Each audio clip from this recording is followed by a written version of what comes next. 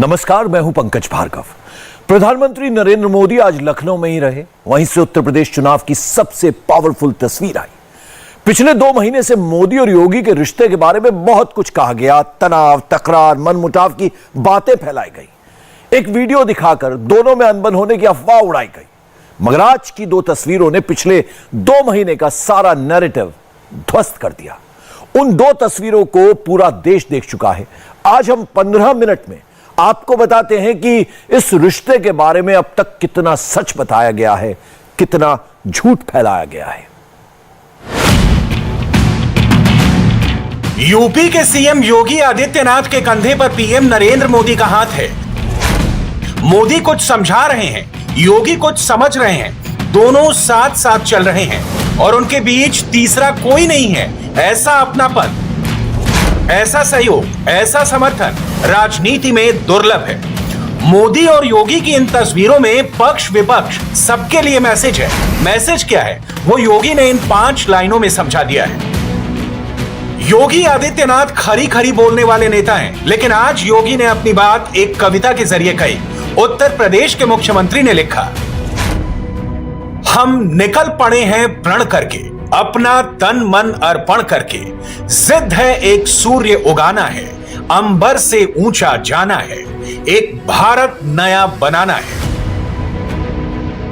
योगी के शब्दों पर गौर करेंगे तो इसमें सियासत भी दिखेगी और संकल्प भी। अब चूंकि ये तस्वीरें यूपी चुनाव से कुछ ही हफ्ते पहले रिलीज की गई हैं, इसलिए इनके चुनावी मायने निकाले जा रहे हैं। प्रधानमंत्री और मुख्यमंत्री की गुफ्तगू को भी सियासी चश्मे से देखा जा रहा है, इसलिए सबसे पहले इनके सियासी मायने बता देते हैं। सबसे पहला और बड़ा मैसेज ये है कि मोदी ने योगी को आशीर्वाद दे दिया है। दोनों पूरी तरह साथ साथ हैं। यूपी चुनाव में रास्ता कितना भी मुश्किल क्यों ना हो, मोदी और योगी साथ होंगे तो बीजेपी को रोकने वाला कोई नहीं हो। यूपी में मोदी का मतलब क्या है, इसे समझना हो तो 2014 और 2019 के चुनाव में उत्तर प्रदेश में मोदी का वोट इंडेक्स देखना चाहिए। 2014 के चुनाव में मोदी ने यूपी की 80 लोकसभा सीटों में से 71 सीटें जीती थी। 2 सीटें बीजेपी के ही सहयोगी दल अपना दल को मिली थी और बाकी सारे दल मिलाकर सिर्फ 7 सीटें जीत पाए थे।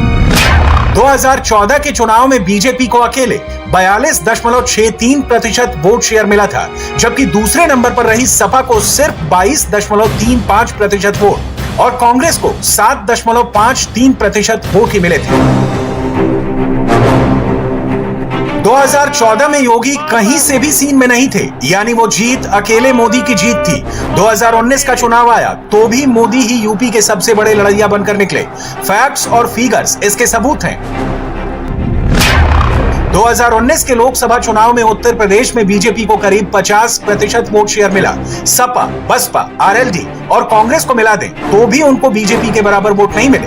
इन चारों दलों को एक कर दें तो भी 45.59% वोट ही मिले।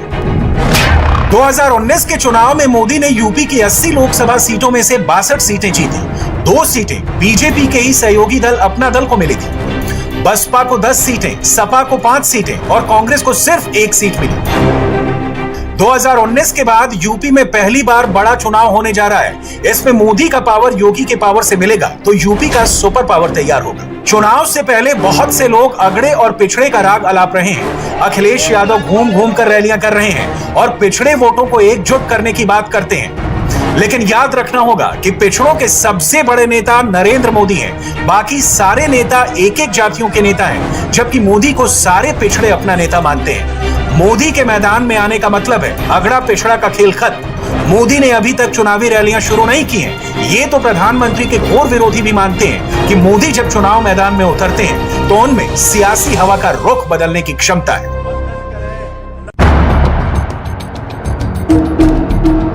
बहुत से लोग पूर्वांचल एक्सप्रेसवे का एक छोटा सा वीडियो दिखाकर नई कहानी सुनाते हैं। वो फसाना क्रिएट करने की कोशिश करते हैं। इसी हफ्ते की बात है, सुल्तानपुर में पूर्वांचल एक्सप्रेसवे के प्रोग्राम से 6 सेकंड का एक वीडियो काटकर वायरल किया गया था। 6 सेकंड का वीडियो दिखाकर मोदी और योगी के बीच मनमुटाव की बातें उड़ा दी गई थी। अफवाह उड़ाने वालों में सबसे आगे सपा वाले अखिलेश यादव थे। अब इन तस्वीरों ने उन अफवाहों की हवा निकाल दी है। बिना एक शब्द बोले मोदी और योगी ने क्लियर कर दिया कि फंसाना कुछ भी नहीं है। सोशल मीडिया पर जो घुमाया गया ये उसका रामबाण है। मोदी पहले से ही योगी को कर्मयोगी बताते रहे हैं। यूपी का ये क्षेत्र तो माफियावाद और यहां के नागरिकों को गरीबी के हवाले कर दिया गया था।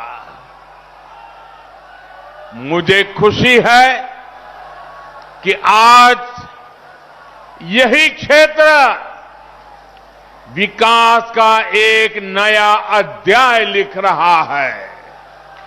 मैं यूपी के ऊर्जावान कर्मयोगी मुख्यमंत्री योगी आदित्यनाथ जी और उनकी टीम और यूपी के लोगों को पूर्वांचल एक्सप्रेस की बहुत बहुत बधाई देता हूं। योगी को मोदी का पूरा आशीर्वाद प्राप्त है। ये मैसेज उन सभी लोगों के लिए है जो सीएम और पीएम के बीच मतभेद की अफवाहों को हवा दे रहे हैं। संदेश पार्टी कार्डर को मिल गया है और वोटर को भी। वैसे विरोधी तो अब भी बोल रहे हैं, लेकिन अब उनकी बातों में वजन नहीं है।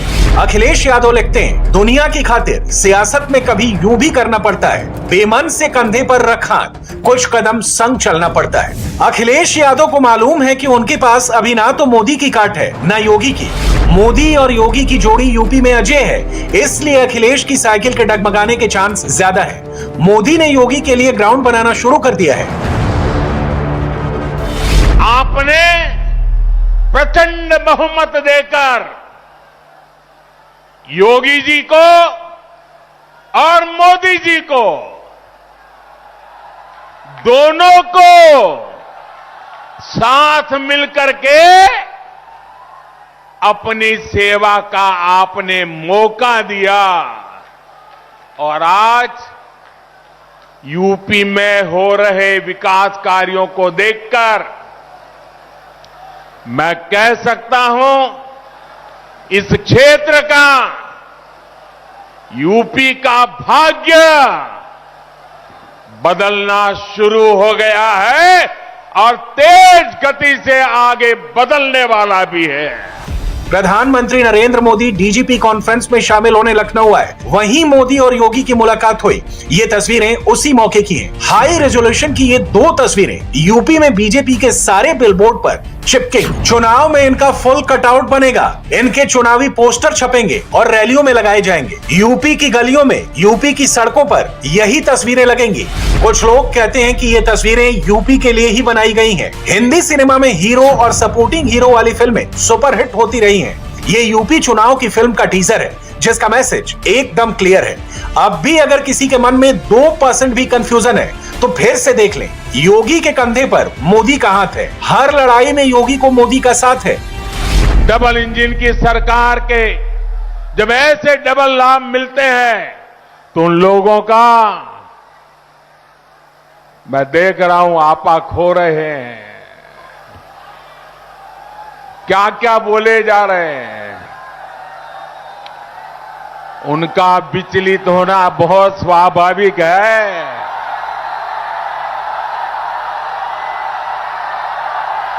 जो अपने समय में असफल रहे वो योगी जी की सफलता भी नहीं देख पा रहे हैं।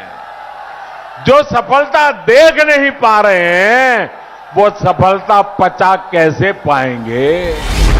नरेंद्र मोदी यूपी चुनाव से पहले योगी आदित्यनाथ को पॉलिटिकल सपोर्ट का बूस्टर डोज दे रहे हैं। पूर्वांचल और बुंदेलखंड में मोदी के धुआंधार दौरे हो चुके हैं और अब वेस्टर्न यूपी की बारी आने वाली है। 20 अक्टूबर को कुशीनगर इंटरनेशनल एयरपोर्ट का उद्घाटन, 25 अक्टूबर को काशी में आत्मनिर्भर स्वस्थ भारत योजना की शुरुआत, 25 अक्टूबर को ही सिद्धार्थनगर से 9 मेडिकल कॉलेजों का उद्घाटन, 16 नवंबर को सुल्तानपुर में पूर्वांचल एक्सप्रेसवे का उद्घाटन, 19 नवंबर को बुंदेलखंड के महोबा और झांसी में कई प्रोजेक्ट की शुरुआत और 25 नवंबर को जेवर इंटरनेशनल एयरपोर्ट के शिलान्यास का प्रोग्राम। नरेंद्र मोदी यूपी में जहां भी जाते हैं अपनी फुल फोर्स योगी आदित्यनाथ के लिए लगा देते हैं। मोदी के सियासी शत्रु 2024 की बात करते हैं, मोदी का टारगेट अभी 2022 है। कर्तव्य कर्तव्य कर्तव्य कर्तव्य ही कर्तव्य, देश को आगे बढ़ाने का मंत्र है कर्तव्य। 130 करोड़ देशवासियों का कर्तव्य, एक महान संकल्पों की पूर्ति के लिए कर्तव्य। जो कभी असंभव लगता था वो आज संभव हो रहा है। हमारे सामने भविष्य के जो सपने हैं, जो अमृत संकल्प हैं, वो भी पूरे होंगे। ये समय अपनी सफलताओं को आगे बढ़ाने का है। जो रह गया है उसे पूरा करने का है और साथ ही एक नई सोच, नए विजन के साथ हमें भविष्य के लिए नए नियम और नीतियां भी बनानी है। मोदी और योगी के बीच मनमुटाव की बातें फैलाकर पब्लिक को कंफ्यूज करने की कोशिश आज से नहीं हो रही। कोरोना काल में प्रधानमंत्री और उत्तर प्रदेश के मुख्यमंत्री की मुलाकात हुई थी, तब यह तस्वीर पीएमओ ने जारी की थी। मोदी और योगी के बीच ये दूरी पीएम हाउस में कोरोना प्रोटोकॉल के तहत रखी गई थी, लेकिन कांग्रेस ने इस पर भी राजनीति कर दी थी। 9 जनवरी 2019 को कांग्रेस ने अपने ऑफिशियल सोशल मीडिया हैंडल पर यह तस्वीर लगाकर व्यंग किया था। मोदी और योगी की ट्यूनिंग ऐसी राजनीति का शिकार नहीं होती। अगर ये रिश्ता कमजोर होता तो अब तक उसमें 36 गांठें पड़ चुकी होती। यूपी में मोदी के किसी भी प्रोग्राम में उनके भाषण को सुन ले तो उसमें योगी की तारीफ होती है। और कर्मयोगी मुख्यमंत्री योगी आदित्यनाथ जी, इसी तरह योगी की बातों को भी ध्यान से सुनेंगे तो उसमें मोदी के मार्गदर्शन के लिए उनका थैंक यू होता है। प्रधानमंत्री, मुख्यमंत्री पहले भी बनते थे, लेकिन गांव की, गरीब की, नौजवान की, महिलाओं के बारे में विकास की कोई सोच हो, यह नहीं देखने को मिलता था। योजनाएं पहले भी बनती थी, लेकिन योजनाओं का आधार कोई व्यक्ति विशेष होता था, कहीं जाति विशेष हो जाती थी। देश आभारी है प्रधानमंत्री मोदी जी का, जिन्होंने सबका साथ, सबके विकास का मंत्र पूरे देश को दिया और आज उसके अनुरूप योजनाएं बना करके उन योजनाओं का लाभ समाज के प्रत्येक तबके को मिल रहा है।